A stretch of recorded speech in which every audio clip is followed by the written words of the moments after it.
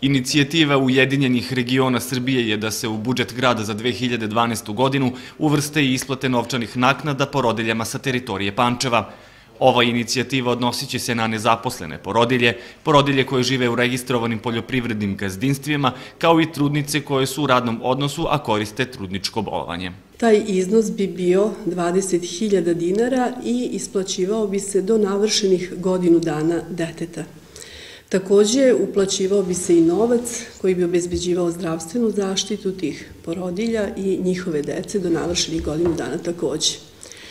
Zatim, drugi deo inicijative odnosi se na trudnice koje su do sada dobijale novčani iznos koji je bio, znači, reda veličine 65% od plate koju su primale do tada, do trenutka korišćenja bolovanja, a znači po novom, znači inicijativa predlaže da taj iznos bude 100% plaćen u periodu dok koriste trudničko bolovanje.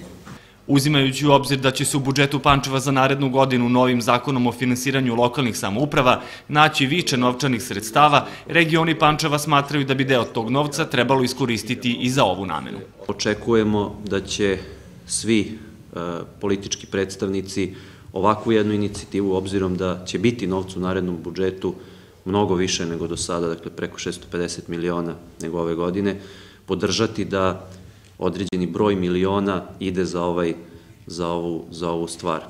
Ono što su neka naša predviđanja jeste da ova inicijativa koštala bi grad na godišnjem nivou oko 30 miliona dinara.